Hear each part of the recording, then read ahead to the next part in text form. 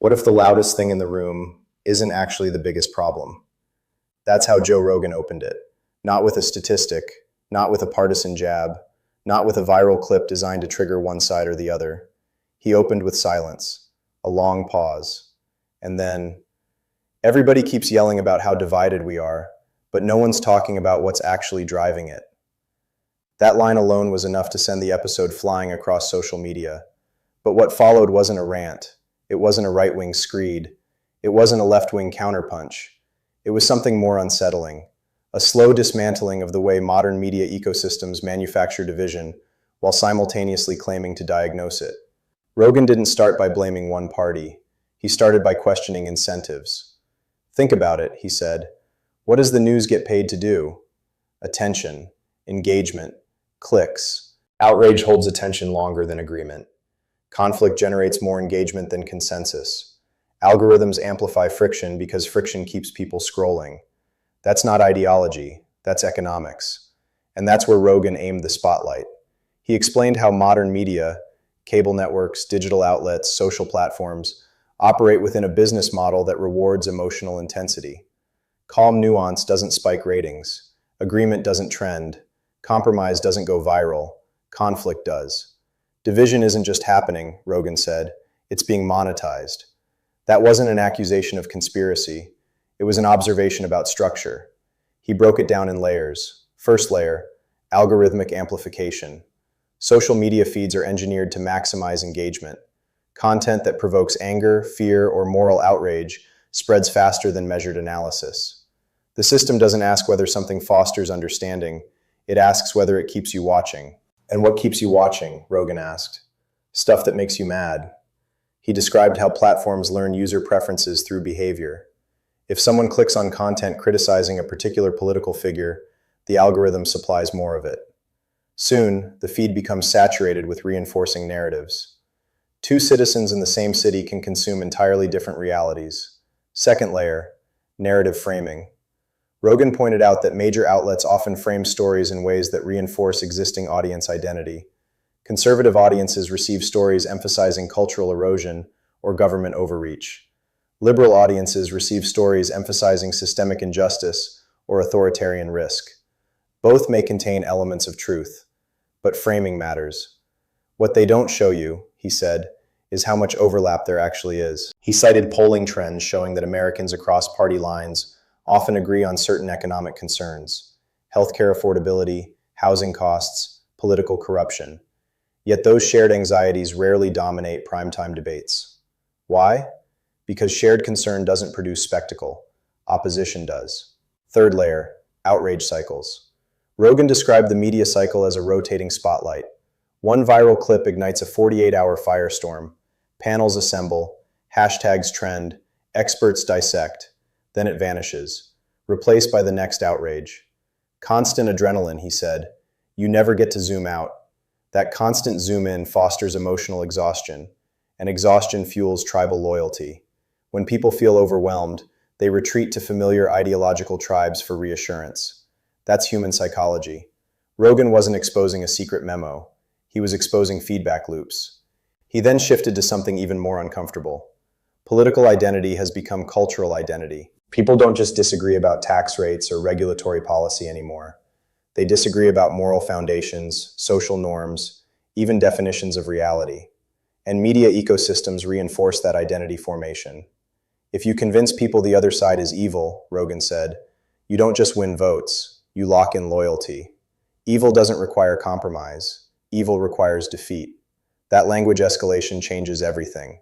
He noted how rhetoric across the spectrum increasingly frames opponents as existential threats. Not misguided, not mistaken, but dangerous. That framing makes dialogue risky. When you believe the other side is fundamentally malicious, you don't seek understanding, you seek defense. Rogan didn't spare politicians either. He argued that elected officials benefit from polarization because it mobilizes base voters. Fundraising spikes during conflict.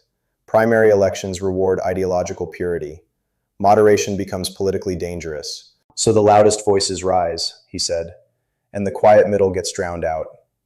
That line struck home for many listeners, because surveys repeatedly show that a large percentage of Americans identify as politically independent or moderate, yet cable news rarely centers them. Moderation is harder to dramatize. Extremes generate drama. He then addressed something rarely discussed openly: media silo incentives. Cable networks cultivate loyal audiences. Loyal audiences expect consistent ideological reinforcement.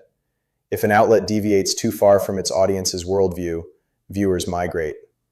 It's not about lying, Rogan clarified. It's about emphasis. What gets covered? What gets ignored? What gets framed as scandal? What gets framed as nuance?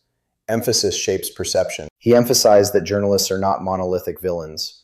Many reporters genuinely pursue truth. Many outlets produce rigorous investigative work. But the macro structure incentivizes speed and engagement over depth and reflection. He described how breaking news banners often precede verified details. Corrections come later, quietly. The emotional spike remains. And then Rogan pivoted again. What about us? He asked. The audience, the consumers. Because division isn't imposed entirely from above, it's co-created. People choose feeds that align with their worldview. They share articles that validate their beliefs. They click headlines that trigger emotional response. You can't blame the system and ignore your own habits, he said. That self-awareness is part of what made the episode resonate. He wasn't lecturing from a moral pedestal. He was including himself in the critique. Rogan admitted that even he has to guard against confirmation bias, that everyone is susceptible to emotional narratives that align with identity. Then he moved into something deeper: trust. Institutional trust in the United States has declined over decades, in media, in government, in corporations. When trust erodes, skepticism rises. But skepticism can slide into cynicism. Cynicism assumes bad faith by default. That assumption fractures discourse. If you assume everyone's lying, Rogan said, conversation collapses. He emphasized that accountability journalism is essential. Power must be scrutinized. But indiscriminate distrust creates informational chaos. He described how misinformation thrives in polarized environments. When one group dismisses mainstream reporting entirely and another dismisses alternative sources entirely, shared factual ground disappears. Without shared ground, policy debate becomes impossible. He also addressed economic stress. Economic anxiety intensifies division.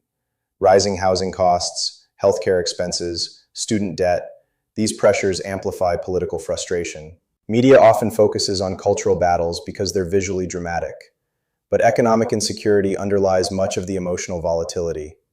When people feel squeezed, Rogan said, they get angry, and anger seeks targets. Media narratives provide them. He pointed out that outrage-driven coverage rarely addresses long-term structural reform because structural reform is complex. It doesn't fit neatly into a 3-minute segment.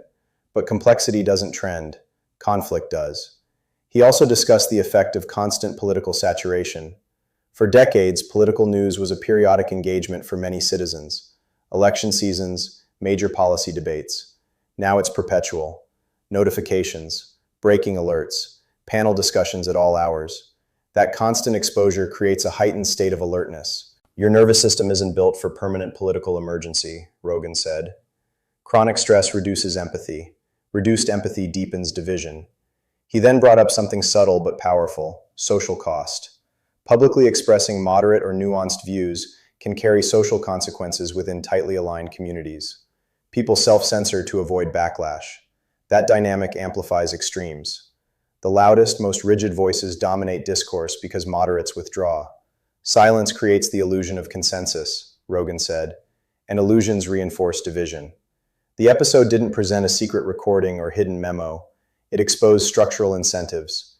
It exposed psychological loops. It exposed economic pressures. It exposed algorithmic design. And it asked listeners to confront their own role. But Rogan didn't leave it at diagnosis. He explored remedies. First, diversify information intake. Consume sources across ideological lines, not to agree, but to understand framing differences. Second, slow down reaction cycles. Pause before sharing emotionally charged content. Third, prioritize local engagement. Community-level interaction reduces abstraction. It's harder to demonize someone you know personally. Fourth, reward nuance. Support long-form conversations over clipped outrage. He acknowledged that none of these solutions are glamorous. They don't generate viral moments. They require effort. But structural problems rarely yield to easy fixes. As the episode circulated, reactions split predictably. Some praised Rogan for articulating a widespread frustration with sensationalist coverage. Others argued he overstated media culpability or underestimated political extremism. But nearly everyone agreed on one thing. The conversation felt different. Because instead of picking a side, he analyzed the system. And systems are harder to dismiss than slogans. By the time the episode closed, Rogan returned to the opening question. What if the loudest thing in the room isn't the biggest problem? The loudest thing is outrage. The biggest problem might be incentives. Incentives that reward polarization. Incentives that amplify identity over policy. Incentives that monetize anger. He ended not with doom, but with caution. If we don't understand how the machine works, he said, we'll keep thinking the noise is reality. And that's what made it viral. Not scandal, not accusation, but recognition.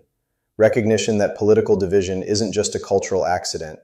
It's a byproduct of structures that reward it. And once you see that, you can't unsee it. The question isn't whether media shapes division. It's whether citizens can reshape their relationship with media. Because division may be profitable, but cohesion requires intention. And intention, unlike outrage, doesn't trend automatically. It has to be chosen.